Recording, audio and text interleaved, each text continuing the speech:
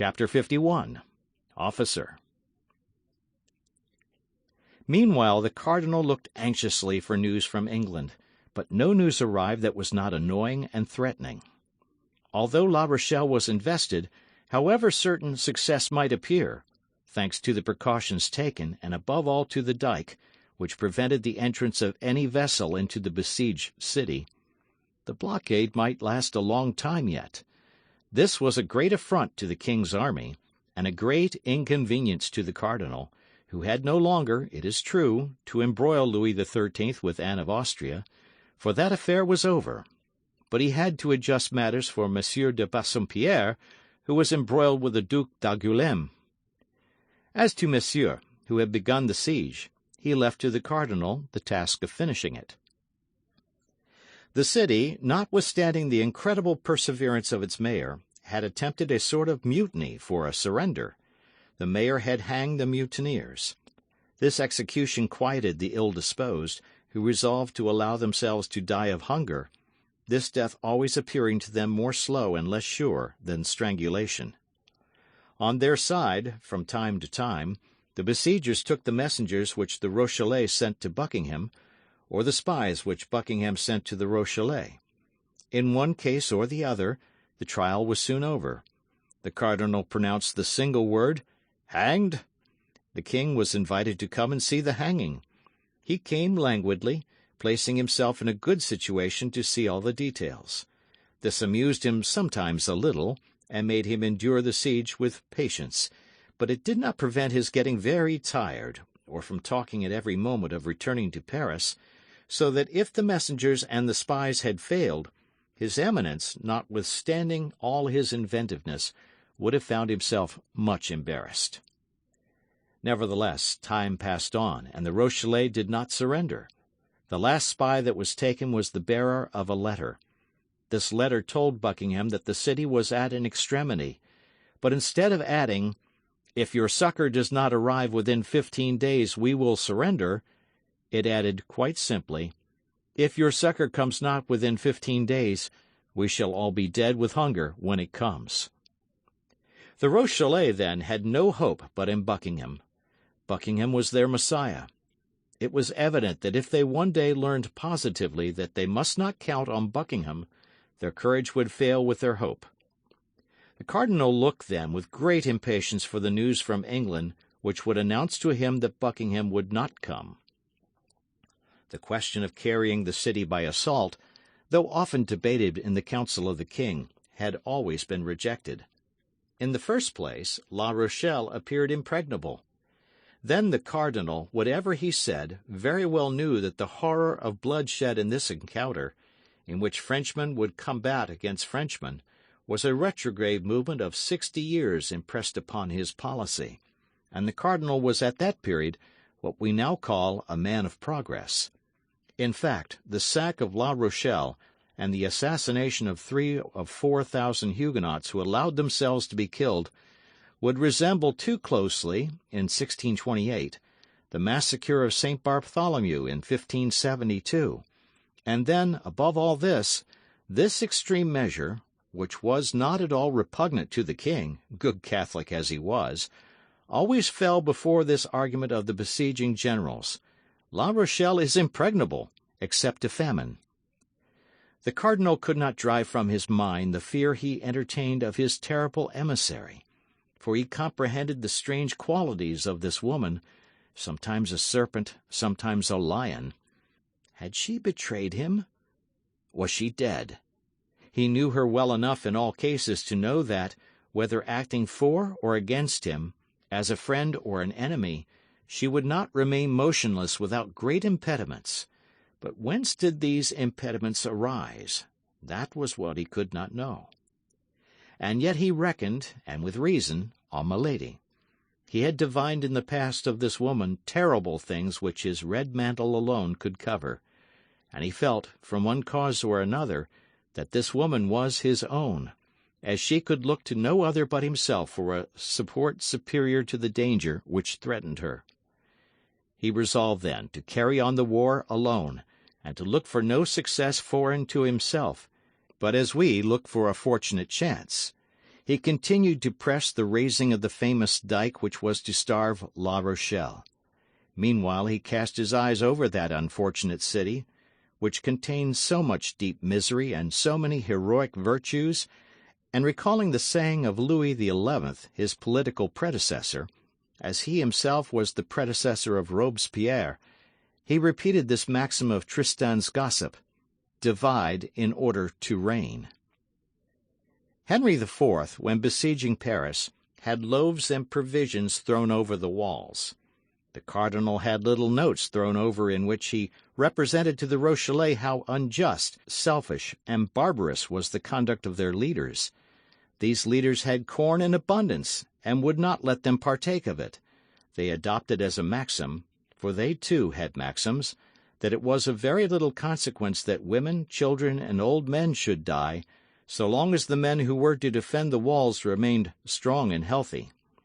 Up to that time, whether from devotedness or from want of power to act against it, this maxim, without being generally adopted, nevertheless passed from theory into practice. But the notes did it injury. The notes reminded the men that the children, women, and old men whom they allowed to die were their sons, their wives, and their fathers, and that it would be more just for everyone to be reduced to the common misery, in order that equal conditions should give birth to unanimous resolutions. These notes had all the effect that he who wrote them could expect, in that they induced a great number of the inhabitants to open private negotiations with the royal army. But at the moment when the cardinal saw his means already bearing fruit, and applauded himself for having put it in action, an inhabitant of La Rochelle who had contrived to pass the royal lines, God knows how, such was the watchfulness of Bassompierre, Schomberg, and the Duc d'Angoulême, themselves watched over by the cardinal. An inhabitant of La Rochelle, we say, entered the city, coming from Portsmouth, and saying that he had seen a magnificent fleet ready to sail within 8 days. Still further, Buckingham announced to the mayor that at length the Great League was about to declare itself against France, and that the kingdom would be at once invaded by the English, Imperial, and Spanish armies. This letter was read publicly in all parts of the city. Copies were put up at the corners of the streets, and even they who had begun to open negotiations interrupted them, being resolved to await the succor so pompously announced.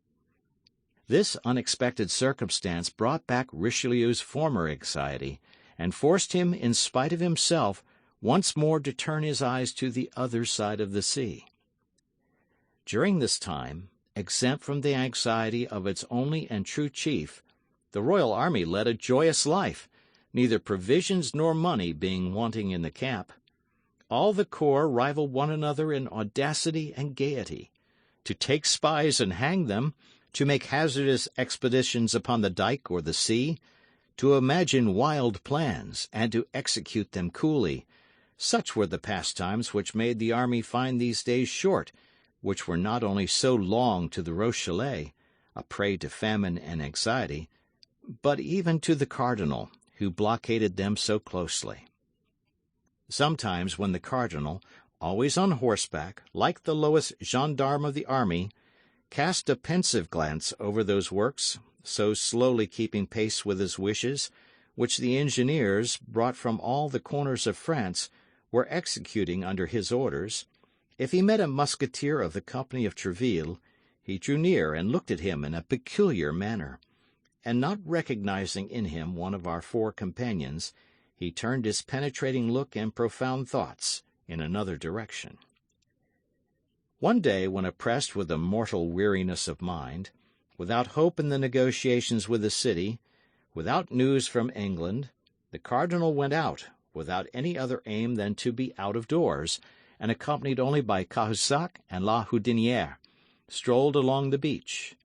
Mingling the immensity of his dreams with the immensity of the ocean, he came, his horse going at a foot's pace, to a hill from the top of which he perceived behind a hedge, reclining on the sand and catching in its passage one of those rays of the sun so rare at this period of the year, 7 men surrounded by empty bottles.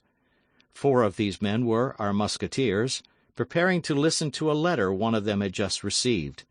This letter was so important that it made them forsake their cards and their dice on the drumhead.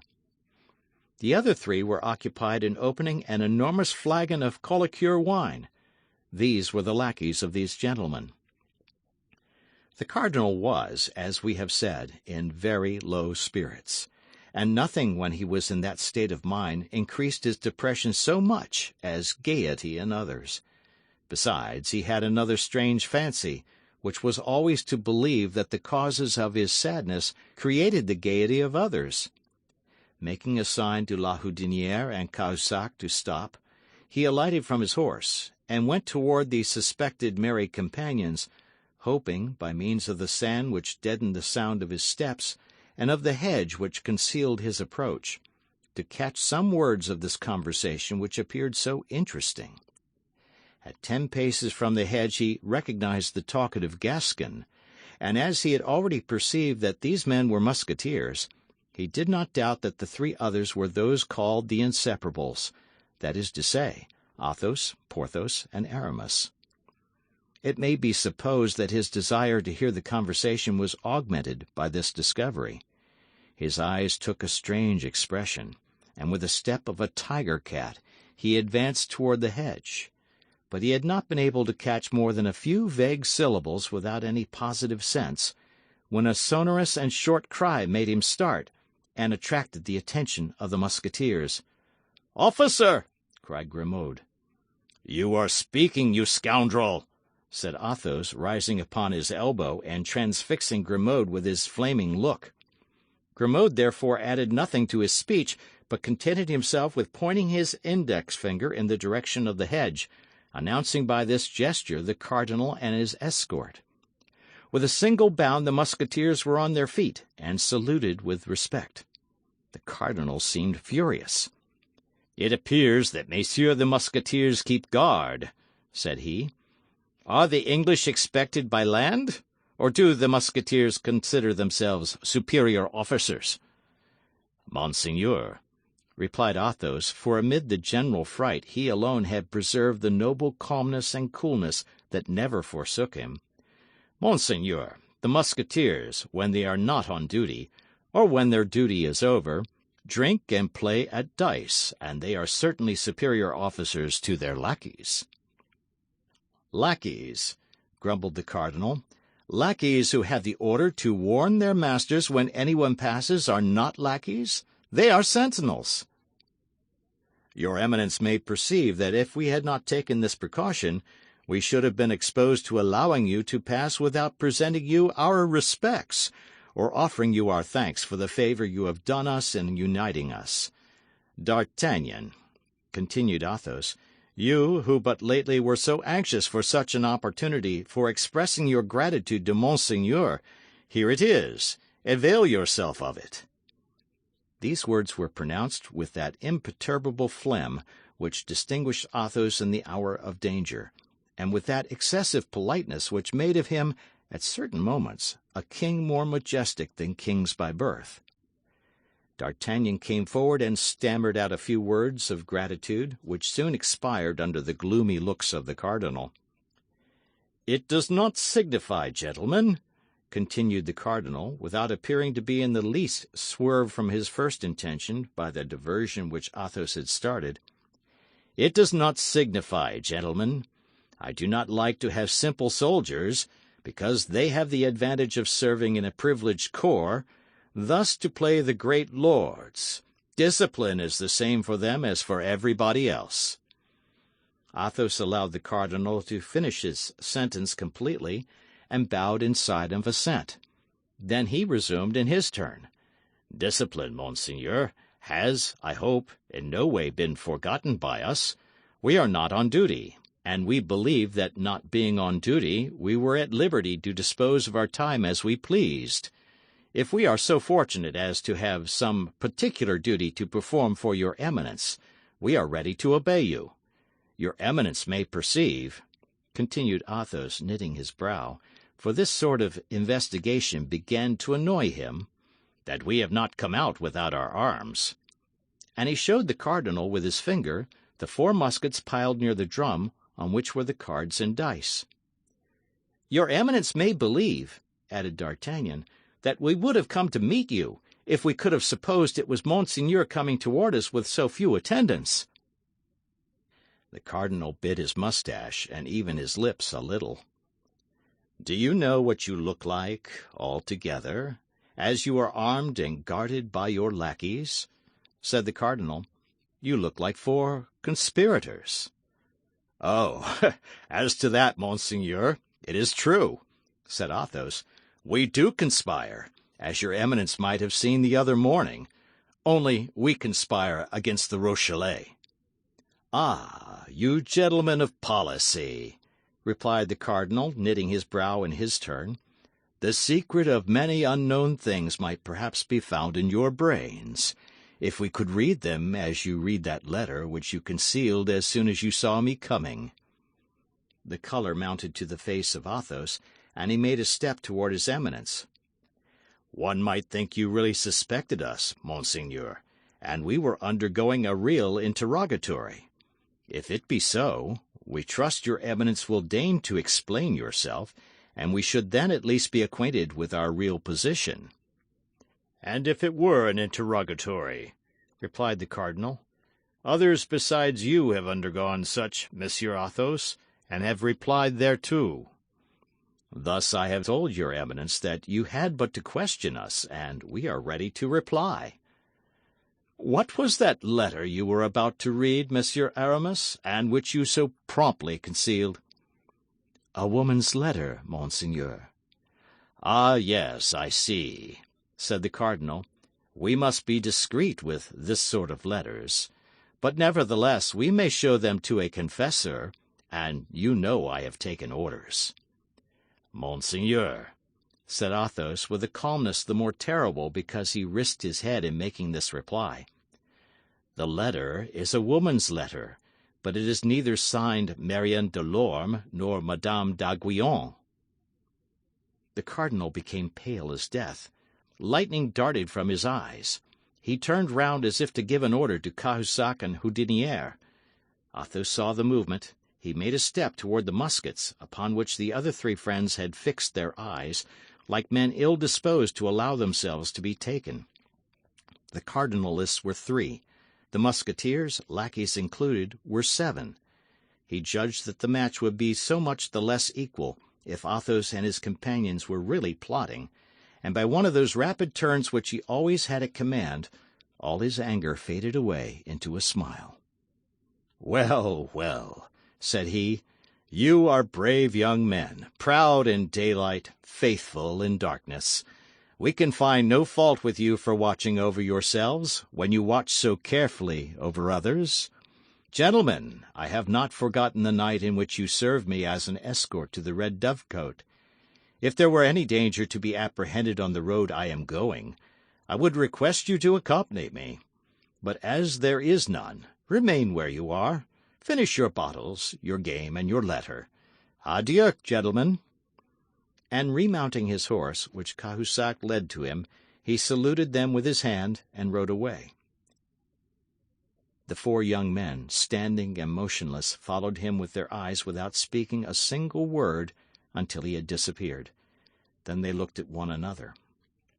The countenances of all gave evidence of terror, for notwithstanding the friendly adieu of his Eminence, they plainly perceived that the cardinal went away with rage in his heart. Athos alone smiled, with a self-possessed, disdainful smile.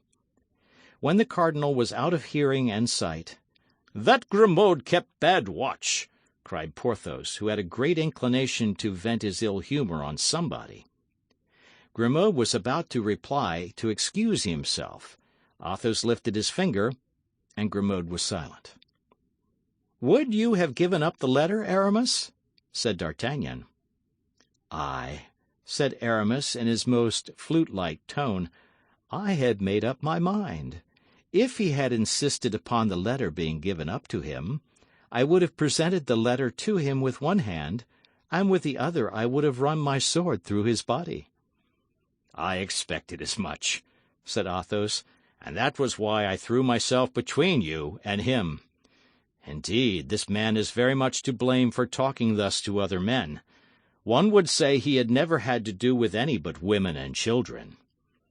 My dear Athos, I admire you, but nevertheless we were in the wrong, after all. How in the wrong? Said Athos. Whose, then, is the air we breathe? Whose is the ocean upon which we look? Whose is the sand upon which we were reclining? Whose is that letter of your mistress? Do these belong to the cardinal? Upon my honour, this man fancies the world belongs to him. There you stood, stammering, stupefied, annihilated. One might have supposed the Bastille appeared before you, and that the gigantic Medusa had converted you into stone. Is being in love conspiring? You are in love with a woman whom the cardinal has caused to be shut up, and you wish to get her out of the hands of the cardinal. That's a match you are playing with his eminence. This letter is your game. Why should you expose your game to your adversary? That is never done. Let him find it out if he can. We can find out his. Well, that's all very sensible, Athos, said D'Artagnan. In that case, let there be no more question of what's past, and let Aramis resume the letter from his cousin where the cardinal interrupted him. Aramis drew the letter from his pocket. The three friends surrounded him, and the three lackeys grouped themselves again near the wine-jar. You had only read a line or two, said D'Artagnan. Read the letter again from the commencement. Willingly, said Aramis. My dear cousin, I think I shall make up my mind to set out for Bethune, where my sister has placed our little servant in the convent of the Carmelites. This poor child is quite resigned, as she knows she cannot live elsewhere without the salvation of her soul being in danger. Nevertheless, if the affairs of our family are arranged, as we hope they will be, I believe she will run the risk of being damned, and will return to those she regrets, particularly as she knows they are always thinking of her. Meanwhile, she is not very wretched. What she most desires is a letter from her intended. I know that such viands pass with difficulty through convent gratings, but after all, as I have given you proofs, my dear cousin, I am not unskilled in such affairs, and I will take charge of the commission. My sister thanks you for your good and eternal remembrance. She has experienced much anxiety, but she is now at length a little reassured, having sent her secretary away in order that nothing may happen unexpectedly. Adieu, my dear cousin. Tell us news of yourself as often as you can, that is to say, as often as you can with safety. I embrace you. Marie Michon. Oh, what do I not owe you, Aramis? Said D'Artagnan. Dear Constance, I have at length, then, intelligence of you. She lives. She is in safety in a convent. She is at Bethune. Where is Bethune, Athos? Why, upon the frontiers of Artois and of Flanders. The siege once over, we shall be able to make a tour in that direction. And that will not be long, it is to be hoped, said Porthos. For they have this morning hanged a spy who confessed that the Rochellais were reduced to the leather of their shoes. Supposing that having eaten the leather they eat the soles, I cannot see much that is left unless they eat one another. Poor fools, said Athos, emptying a glass of excellent Bordeaux wine which, without having at that period the reputation it now enjoys, merited it no less. Poor fools! As if the Catholic religion were not the most advantageous and the most agreeable of all religions. All the same, resumed he, after having clicked his tongue against his palate, they are brave fellows. But what the devil are you about, Aramis? Continued Athos. Why, you are squeezing that letter into your pocket. Yes, said D'Artagnan, Athos is right. It must be burned. And yet, if we burn it, who knows whether Monsieur Cardinal has not a secret to interrogate ashes? He must have one, said Athos. What will you do with the letter, then? asked Porthos. Come here, Grimaud, said Athos. Grimaud rose and obeyed. As a punishment for having spoken without permission, my friend, you will please to eat this piece of paper. Then, to recompense you for the service you will have rendered us, you shall afterward drink this glass of wine. First, here is the letter. Eat heartily." Grimaud smiled, and with his eyes fixed upon the glass which Athos held in his hand, he ground the paper well between his teeth, and then swallowed it. "Bravo, Monsieur Grimaud," said Athos. "And now take this. That's well. We dispense with your saying grace." Grimaud silently swallowed the glass of Bordeaux wine, but his eyes, raised toward heaven during this delicious occupation, spoke a language which, though mute, was not the less expressive. "And now," said Athos, "unless Monsieur Cardinal should form the ingenious idea of ripping up Grimaud, I think we may be pretty much at our ease respecting the letter." Meantime, his Eminence continued his melancholy ride, murmuring between his moustaches, "These 4 men must positively be mine."